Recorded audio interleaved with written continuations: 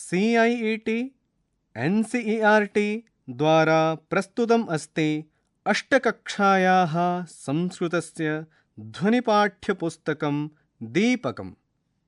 सप्तमः पाठः मञ्जुलमञ्जूषा सुन्दरसुरभाषा। पृष्ठस्य दक्षिणतः एकं स्कैनर् अस्ति। एतस्य पाठस्य अधिकाधिकं ज्ञानाय स्कैन् कर्तुं शक्नुवन्ति। पृष्ठसङ्ख्या 75। पृष्ठे 4 चित्राणि सन्ति। अत्र 2 बालिके संस्कृतदिवसस्य विषये वार्तालापं कुरुतः। प्रथमा वदति, भगिनी, अद्य श्रावणीपूर्णिमा अस्ति। वदतु एतस्याः किं वैशिष्ट्यम्? पुनः अपरा वदति, अहं जानामि, अद्य संस्कृतदिवसः अस्ति। वयम् एतम् आसप्ताहम् आचरामः। पुनः प्रथमा वदति, अहो एवं, किं तत्र भवती भागं ग्रहीष्यति? पुनः अपरा वदति, आम् ओमिते, अहं तु गीतगायनप्रतियोगितायां भागं ग्रहीष्यामि। पुनः प्रथमा वदति, भगिनी, अहमपि आगन्तुम् इच्छामि। अपरा पुनः वदति, अवश्यम्, अहं भवत्याः कृते अधुना एव निमन्त्रणं पत्रं यच्छामि। पुनः प्रथमा पुनः वदति, सत्यं, किं भवत्याः विद्यालये संस्कृतदिवसम् अधिकृत्य केषाञ्चन विशिष्टकार्यक्रमाणां योजना कृता? पुनः अपरा वदति, आम् ओमिते, मम विद्यालये अनेकेषां कार्यक्रमाणां योजना रचिता। पुनः प्रथमा वदति, भगिनी, तत्र भवती किं गीतं गास्यति? कृपया मामपि श्रावयतु। अस्तु। अपरा वदति, अस्तु, अहं गायामि, भवती अनुगायतु। मुनिवर विकसित कविवर विलसित मञ्जुलमञ्जूषा सुन्दर सुरभाषा। अयि मातस्तव पोषण क्षमता मम वचनातीता सुन्दर सुरभाषा। पृष्ठसङ्ख्या 76। पदच्छेदः मुनिवर विकसित कविवर विलसित मञ्जुल मञ्जूषा सुन्दर सुरभाषा। अयि मातः तव पोषणक्षमता मम वचनातीता सुन्दर सुरभाषा। अन्वयः त्वं मुनिवर विकसित कविवर विलसित मञ्जुल मञ्जूषा सुन्दर सुरभाषा असि। अयि मातः तव पोषणक्षमता मम वचनातीता अस्ति। भावार्थः संस्कृतभाषा अतीव सुन्दरभाषा, देवभाषारूपेण च परिचिता अस्ति।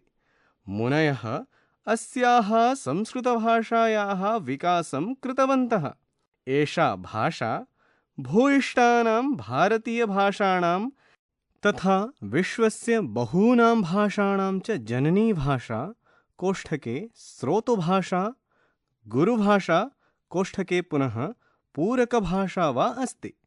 बहवः कवयः काव्यरचनया अस्याः सौन्दर्यं वर्धितवन्तः। कोमलपदावल्या परिपूर्णा एषा ज्ञानपेटिका अस्ति। संस्कृतभाषा स्वपदावलिभिः अन्याः भाषाः ज्ञानं विज्ञानं च परिपोषयति। संस्कृतभाषायाः गौरवं वर्णनातीतम् अस्ति। अस्मिन् पृष्ठे भारतस्य 4 श्रेष्ठमहानकवयः सन्ति। उपरि वामभागे महाकवि आदिकवि च वाल्मीकिः अस्ति।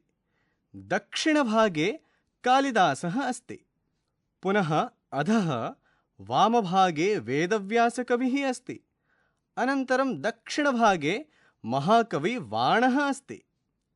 अस्तु, पठामः।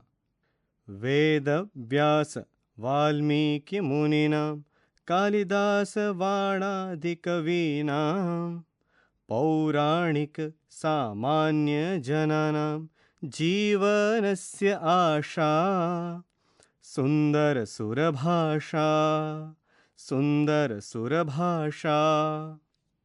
पदच्छेदः वेदव्यास वाल्मीकि मुनीनां कालिदास वाणादिकवीनां पौराणिक सामान्यजनानां जीवनस्य आशा सुन्दरसुरभाषा। अन्वयः कोष्ठके त्वं वेदव्यास वाल्मीकि मुनीनां कालिदास वाणादिकवीनां पौराणिक सामान्यजनानां जीवनस्य आशा कोष्ठके असि त्वं सुरभाषा पुनः कोष्ठके असि। भावार्थः संस्कृतभाषा अतिरमणीया भाषा अस्ति। वाल्मीकि वेदव्यासः इत्यादयः मुनयः रामायण महाभारत पुराणादीनां ग्रन्थान् रचितवन्तः। कालिदास बाणभट्ट प्रभृतयः विशिष्टाः कवयः अपि उपादेयानि काव्यानि रचितवन्तः। प्राचीनकालाद् आरभ्य इदानीं यावत् सामान्यजनानां जीवनं संस्कृतभाषाया रचितैः काव्यैः प्रभावितम् अस्ति। संस्कृतभाषा बहूनां लक्ष्याणां प्रापिका अस्ति। अतः संस्कृतभाषा सुरभाषा अस्ति। पृष्ठसङ्ख्या 78। अत्र चित्रे पुरातत्त्वविशिष्टं किमपि भवनम् अस्ति। श्रुतिसुखनिनदे सकलप्रमोदे स्मृतिहितवरदे सरसविनोदे गतिमतिप्रेरक काव्यविशारदे तव संस्कृतिरेषा सुन्दरसुरभाषा सुन्दरसुरभाषा। पदच्छेदः श्रुतिसुखनिनदे सकलप्रमोदे स्मृतिहितवरदे सरसविनोदे गतिमतिप्रेरक काव्यविशारदे तव संस्कृतिः एषा सुन्दरसुरभाषा।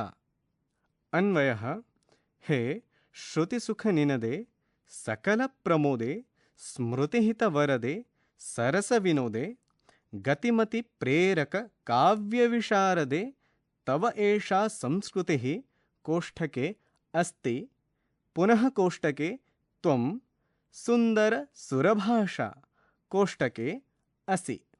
भावार्थः वस्तुतः रमणीयाः देवत्वविधायिनी संस्कृतभाषा संस्कृतेः जननी सदृशी अस्ति। संस्कृतभाषायाः ध्वनिश्रवणेन सुखं वर्धते, सर्वे जनाः आनन्दिताः भवन्ति।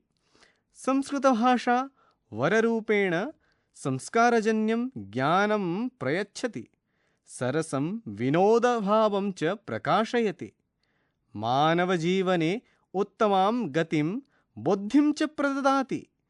काव्यशास्त्रपरिपूर्णा संस्कृतभाषा अस्माकं संस्कृतिं रक्षति, प्रसारयति च। पृष्ठे अधः पुरातत्त्वविशिष्टं किमपि स्थापत्यमस्ति। पृष्ठसङ्ख्या 79।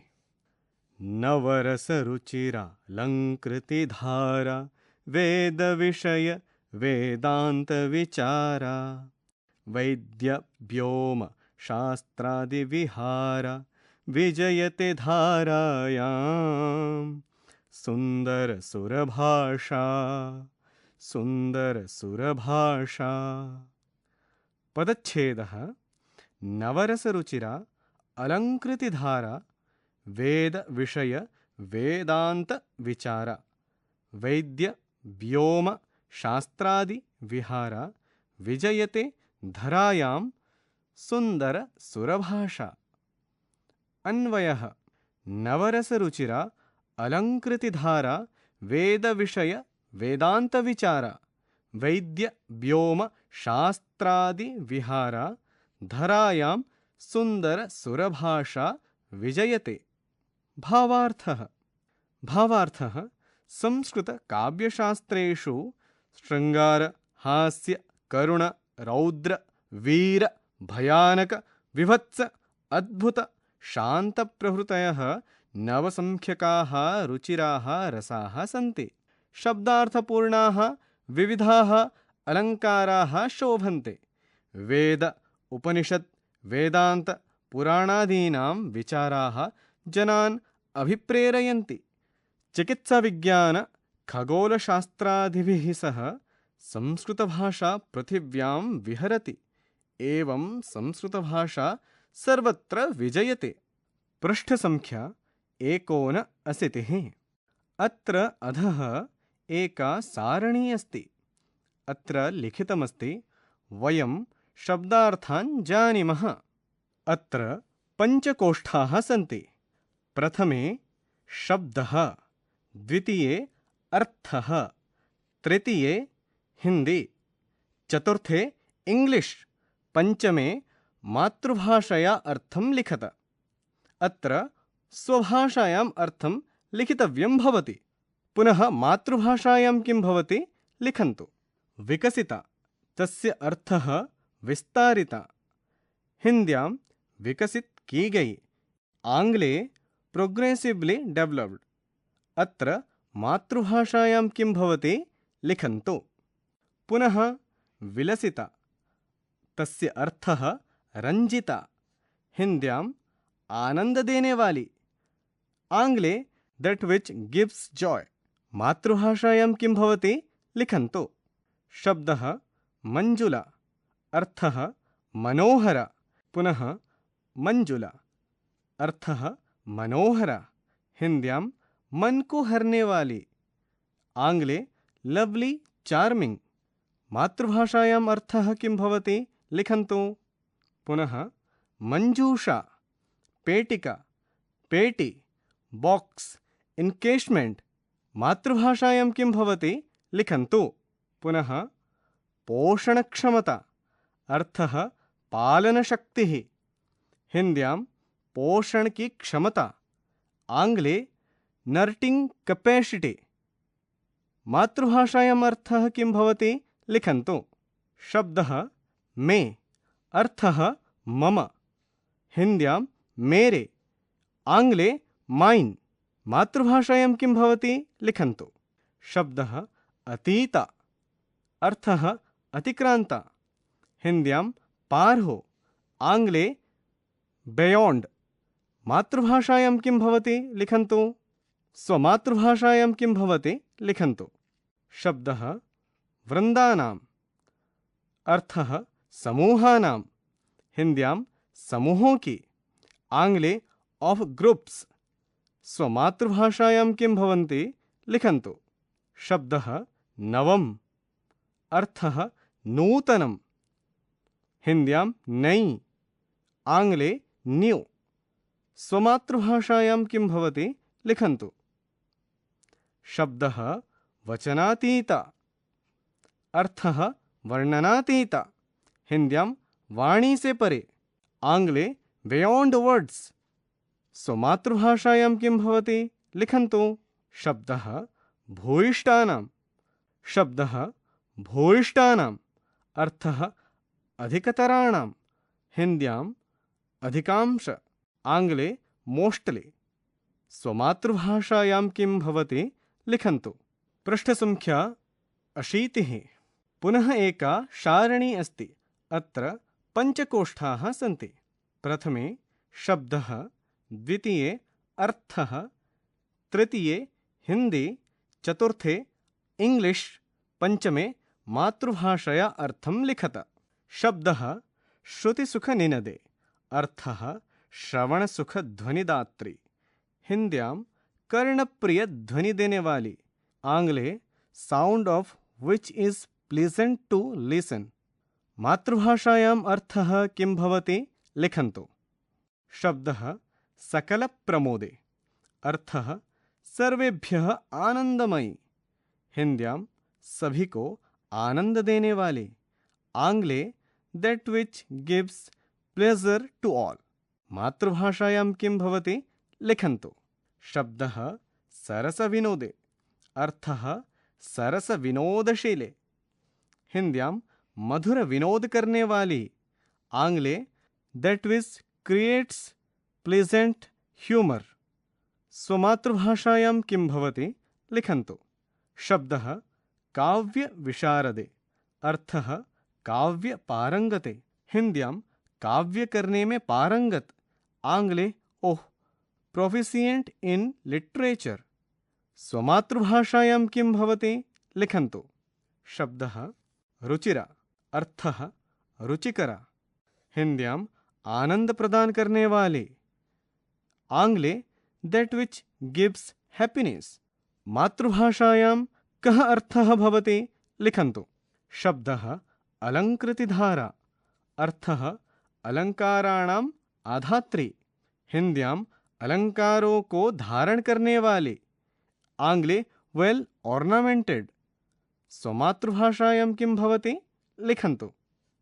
शब्दः व्योमशास्त्रम्, अर्थः अंतरिक्षशास्त्रम्। हिंद्यां अंतरिक्षविज्ञानम्। आंग्ले एस्ट्रोनॉमी। स्वमातृभाषायां किं भवति लिखन्तु। शब्दः धरायाम्, अर्थः पृथिव्यां। हिंद्यां धरती पर। आंग्ले ऑन अर्थ।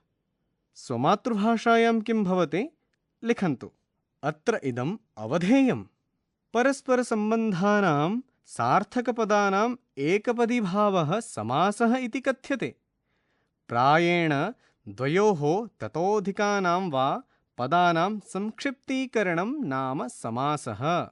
यथा नद्याः तीरं नदीतीरं, राज्ञः पुत्रः राजपुत्रः, सुराणां भाषा सुरभाषा, पोषणस्य क्षमता पोषणक्षमता, वचनम् अतीता वचनातीता, नवसंख्याकाः रसाः नवरसाः, नवरसैः रुचिरा नवरसरुचिरा।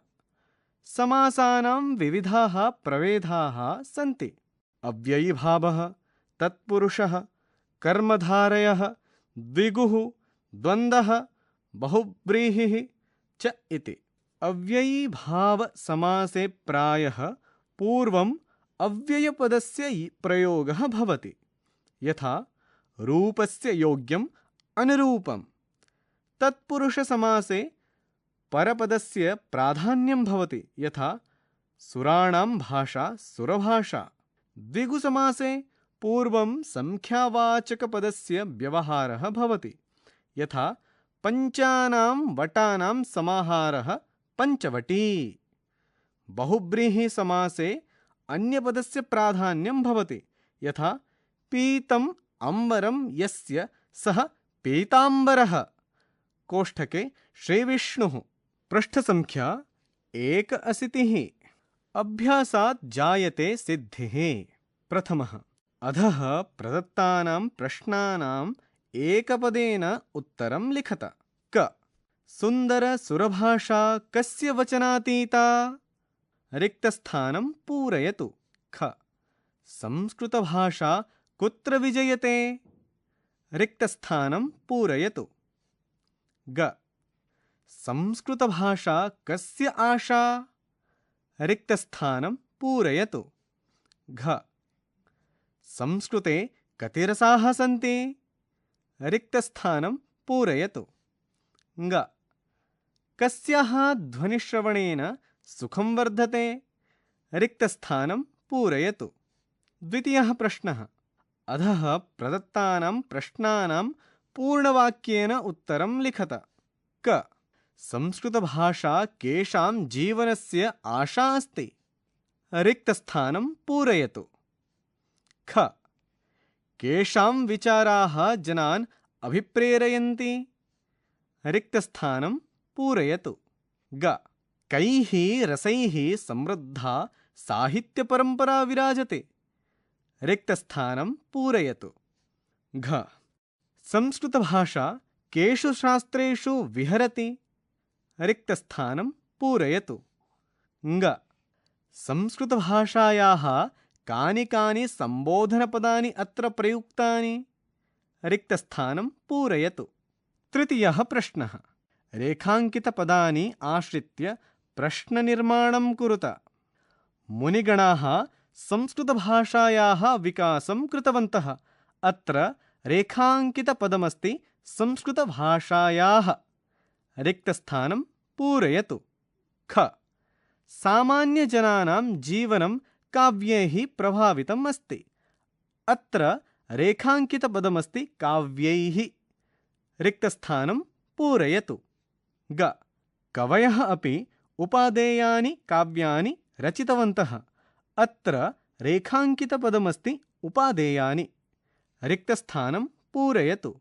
घ संस्कृतभाषा पृथिव्यां विहरति। अत्र रेखाङ्कितपदमस्ति पृथिव्यां। रिक्तस्थानं पूरयतु। ङ संस्कृतभाषा विविधभाषाः परिपोषयति। अत्र रेखाङ्कितपदमस्ति विविधभाषाः। रिक्तस्थानं पूरयतु। च वेदवेदाङ्गादीनि गभीराणि शास्त्राणि सन्ति। अत्र रेखाङ्कितपदमस्ति शास्त्राणि। रिक्तस्थानं पूरयतु। चतुर्थः प्रश्नः। अधः प्रदत्तानां पदानाम् उदाहरणानुसारं विभक्तिं वचनं च लिखत। पदं विभक्तिः वचनं यथा अत्र अस्ति मातः सम्बोधनम् एकवचनं तव। तस्य विभक्तिः किं भवति, वचनं किं भवति लिखन्तु। मञ्जूषा विभक्तिः किं भवति, वचनं किं भवति लिखतु। संस्कृतिः विभक्तिः किं भवति, वचनं च किं भवति लिखन्तु। जनानां विभक्तिः किं भवति, वचनं च किं भवति लिखन्तु। जीवनस्य विभक्तिः किं भवति, वचनं किं भवति लिखन्तु। धरायां विभक्तिः किं भवति, वचनं किं भवति लिखन्तु। शास्त्रेषु विभक्तिः किं भवति, वचनं किं भवति लिखन्तु। पञ्चमः प्रश्नः। अधोलिखितानां पद्यांशानां यथायोग्यं मेलनं कुरुत। कवर्गः अयि मातस्तव पोषणक्षमता। वेदव्यास वाल्मीकिमुनीनां पौराणिकसामान्यजनानां श्रुतिसुखनिनदे सकलप्रमोदे। वैद्यव्योम शास्त्रादिविहार। खवर्गः स्मृतिहितवरदे सरसविनोदे। विजयते धरायां मम वचनातीता सुन्दर सुरभाषा। कालिदास बाणादिकवीनां जीवनस्य आशा सुन्दर सुरभाषा। षष्ठः प्रश्नः। उदाहरणानुसारम् अधः प्रदत्तानां पदानाम् एकपदेन अर्थं लिखत। यथा देवस्य आलयः, देवालयः। सुराणां भाषा। रिक्तस्थानं पूरयन्तु। सुन्दरी सुरभाषा। रिक्तस्थानं पूरयन्तु। नवरसैः रुचिरा। रिक्तस्थानं पूरयन्तु। अत्र 200 पृष्ठे एका बालिका उपविश्य पठन्ती अस्ति। पोषणस्य क्षमता। रिक्तस्थानं पूरयन्तु। मञ्जुलाभाषा। रिक्तस्थानं पूरयन्तु। पृष्ठसङ्ख्या 63। सप्तमः प्रश्नः। पेटिकातः पदानि चित्वा रिक्तस्थानानि पूरयत। पेटिकायाम् अस्ति कालिदासवाणादि। आशा। संस्कृतिः। विजयते। मम। वेदविषय। मञ्जुलमञ्जूषा। सकलप्रमोदे। यथा मुनिवर विकसित, कविवर विलसित। अत्र रिक्तस्थाने किं भवति, मञ्जुलमञ्जूषा भवति। सुन्दर सुरभाषा। तथा अत्रपि लेखनीयम्। क अयि मातः तव पोषणक्षमता। रिक्तस्थानं वचनातीता। वेदव्यास वाल्मीकिमुनीनां। रिक्तस्थानं कवीनां। ग पौराणिकसामान्यजनानां जीवनस्य। रिक्तस्थानं। घ श्रुतिसुखनिनदे। रिक्तस्थानं श्रुतिहितवरदे सरसविनोदे। ङ गतिमतिप्रेरक काव्यविशारदे तव। रिक्तस्थानं एषा सुन्दर सुरभाषा। च नवरस रुचिरालङ्कृतिधारा। रिक्तस्थानं वेदान्तविचार। छ वैद्य व्योम शास्त्रादिविहार। रिक्तस्थानं धरायां सुन्दरसुरभाषा। अष्टमः प्रश्नः। अधोलिखितविकल्पेषु प्रसङ्गानुसारम् अर्थं चिनुत। क मञ्जुलमञ्जूषा इत्यस्य कः अर्थः? चत्वारः विकल्पः अस्ति। कठोरभाषा, शोचनीयभाषा, मनोहररूपेण संकलिता, सामान्यभाषा। ख सुन्दरसुरभाषा केषां जीवनस्य आशा उच्यते? चत्वारः विकल्पः। केवलं कवीनां, बालकानां, पौराणिकसामान्यजनानां, छात्राणां। ग सुन्दरसुरभाषा कुत्र विजयते? चत्वारः विकल्पः। आकाशे, जलधौ, धरायां, पवने। घ सुन्दरसुरभाषायां किं नास्ति? चत्वारः विकल्पः। शास्त्रज्ञानं, संस्कृतिः, वेदान्तचिन्तनम्, अशुद्धिः। ङ कविः सुन्दरसुरभाषां केन पदेन संबोधयति? पुनः चत्वारः विकल्पः। पितः, मातः, भ्रातः, दातः। पृष्ठसङ्ख्या 84। योग्यता विस्तरः। पृष्ठसङ्ख्या 84। योग्यता विस्तरः। संस्कृतप्रशस्तयः। मातृभूमिः सदा सेव्या, मातृभाषा तथैव च। भारतं मातृभूमिर्नो, मातृभाषा हि संस्कृतं। भारतस्य प्रतिष्ठे द्वे, संस्कृतं संस्कृतिस्तथा। विहाय संस्कृतं नास्ति, संस्कृतिः संस्कृताश्रिता। पुरुषाः संस्कृताः सन्तु, महिलाः सन्तु संस्कृताः। संस्कृतेन विचारेण राष्ट्रं भातु सुसंस्कृतम्। संस्कृतं संस्कृतेर्मूलं, ज्ञानविज्ञानवारिधिः। वेदान्ततत्त्वार्थसञ्जुष्टं, लोकालोककरं शिवम्। यावत् भारतवर्षं स्यात्, तावत् विन्ध्यहिमाचलौ। यावत् गङ्गा च गोदा च, तावदेव हि संस्कृतम्। श्लोकस्य दक्षिणभागे एकं चित्रमस्ति। अत्र पर्वतप्रदेशे सूर्योदयवेलायाम् एकः कृषकः हलं नीत्वा तथा च एकः सैनिकः नृत्यं कुर्वन्तौ स्तः। प्रथमं संस्कृतेन जीवनं कथं समृद्धं भवेत् इति अधिकृत्य सुन्दरसुरभाषा धरायां विजयते इति संस्कृतनाटिकया छात्राः जागरूकाः करणीयाः। द्वितीयं सरलसंस्कृतगीतानां संग्रहं कुरुत, कक्षायां च गायत। यथा सुरससुबोधा विश्वमनोज्ञ, मनसा सततं स्मरणीयं, मृदपि च चन्दनमस्मिन् देशे इत्यादीनि। तृतीयं संस्कृतसाहित्ये प्रसिद्धानां कवीनां काव्यानां च संग्रहः करणीयः इति सप्तमः पाठः। शृण्वन्तः आसन् अष्टकक्षायाः संस्कृतस्य ध्वनिपाठ्यपुस्तकं दीपकं। वाचनस्वरः प्रसीदरञ्जनमिहिरः। ध्वन्याङ्कनं मञ्जुकुमारी। निर्माणसहयोगः कुसुमलता। निर्देशनं तथा निर्माणं विमलेशचौधरी। एवं च प्रस्तुतिः CIET NCERT नवदेहली भारतम्।